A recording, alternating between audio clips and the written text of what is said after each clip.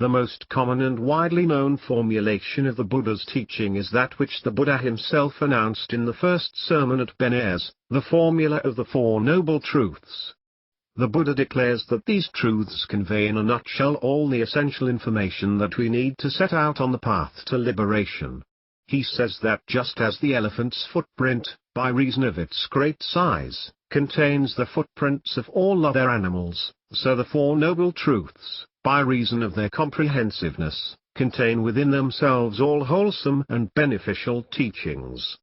However, while many expositors of Buddhism have devoted attention to explaining the actual content of the Four Truths, only rarely is any consideration given to the reason why they are designated Noble Truths. Yet it is just this descriptive word noble that reveals to us why the Buddha chose to cast his teaching into this specific format, and it is this same term that allows us to experience, even from afar, the unique flavor that pervades the entire doctrine and discipline of the Enlightened One. The word noble, or Arya, is used by the Buddha to designate a particular type of person, the type of person which it is the aim of his teaching to create. In the discourses the Buddha classifies human beings into two broad categories. On one side there are the Pathujjanas, the worldlings, those belonging to the multitude, whose eyes are still covered with the dust of defilements and delusion. On the other side there are the Aryans, the noble ones, the spiritual elite, who obtain this status not from birth, social station or ecclesiastical authority but from their inward nobility of character. These two general types are not separated from each other by an impassable chasm, each confined to a tightly sealed compartment. A series of gradations can be discerned rising up from the darkest level of the blind worldling trapped in the dungeon of egotism and self-assertion, through the stage of the virtuous worldling in whom the seeds of wisdom are beginning to sprout, and further through the intermediate stages of noble disciples to the perfected individual at the apex of the entire scale of human development. This is the Arhat, the liberated one, who has absorbed the purifying vision of truth so deeply that all his defilements have been extinguished, and with them, all liability to suffering. While the path from bondage to deliverance, from worldliness to spiritual nobility, is a graded path involving gradual practice and gradual progress, it is not a uniform continuum. Progress occurs in discrete steps, and at a certain point, the point separating the status of a worldling from that of a noble one, a break is reached which must be crossed, not by simply taking another step forward, but by making a leap, by jumping across from the near side to the further shore. This decisive event in the inner development of the practitioner, this radical leap that propels the disciple from the domain and lineage of the worldling to the domain and lineage of the noble ones, occurs precisely through the penetration of the Four Noble Truths. This discloses to us the critical reason why the Four Truths revealed by the Buddha are called Noble Truths. They are noble truths because when we have penetrated them through to the core, when we have grasped their real import and implications, we cast off the status of the worldling and acquire the status of a noble one, drawn out from the faceless crowd into the community of the Blessed One's disciples united by a unique and unshakable vision. Prior to the penetration of the truths, however well endowed we may be with spiritual virtues, we are not yet on secure ground. We are not immune from regression, not yet assured of deliverance, not invincible in our striving on the path. The virtues of a worldling are tenuous virtues.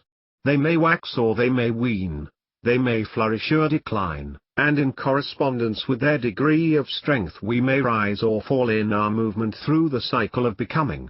When our virtues are replete we may rise upwards and dwell in bliss among the gods. When our virtues decline or our merit is exhausted we may sink again to miserable depths. But with the penetration of the truths we leap across the gulf that separates us from the ranks of the noble ones. The eye of Dhamma has been opened, the vision of truth stands revealed, and though the decisive victory has not yet been won, the path to the final goal lies at our feet and the supreme security from bondage hovers on the horizon. One who has comprehended the truths has changed lineage, crossed over from the domain of the worldlings to the domain of the noble ones.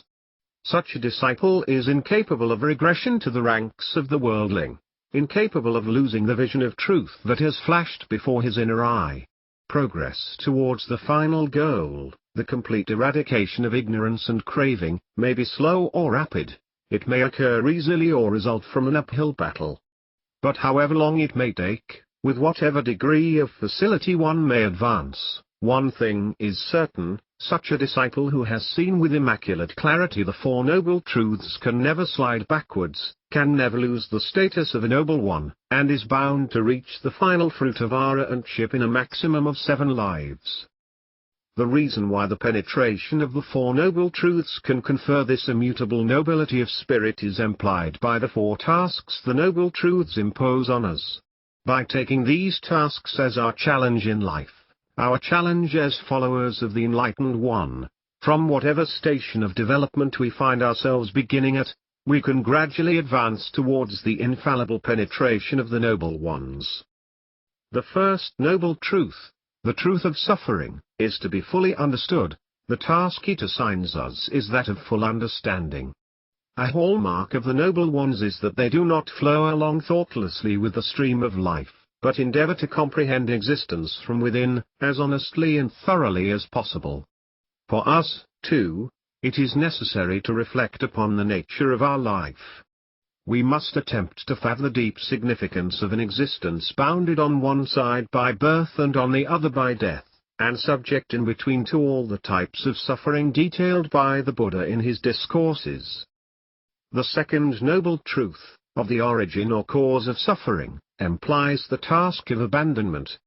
A noble one is such because he has initiated the process of eliminating the defilements at the root of suffering, and we too, if we aspire to reach the plane of the noble ones, must be prepared to withstand the seductive lure of the defilements. While the eradication of craving can come only with the supramundane realizations, even in the mundane course of our daily life we can learn to restrain the coarser manifestation of defilements, and by keen self-observation can gradually loosen their grip upon our hearts. The third Noble Truth, the cessation of suffering, implies the task of realization. Although Nibbana, the extinction of suffering, can only be personally realized by the Noble Ones, the confidence we place in the Dhamma as our guideline to life shows us what we should select as our final aspiration, as our ultimate ground of value. Once we have grasped the fact that all conditioned things in the world, being impermanent and insubstantial, can never give us total satisfaction, we can then lift our aim to the unconditioned element, Nibbana the deathless, and make that aspiration the pole around which we order our everyday choices and concerns. Finally, the fourth Noble Truth, the Noble Eightfold Path, assigns us the task of development. The Noble Ones have reached their status by developing the Eightfold Path, and while only the Noble Ones are assured of never deviating from the path, the Buddha's teaching gives us the meticulous instructions that we need to tread the path culminating in the plane of the Noble Ones. This is the path that gives birth to vision, that gives birth to knowledge, that leads to higher comprehension, enlightenment and Nibbana, the crowning attainment of nobility.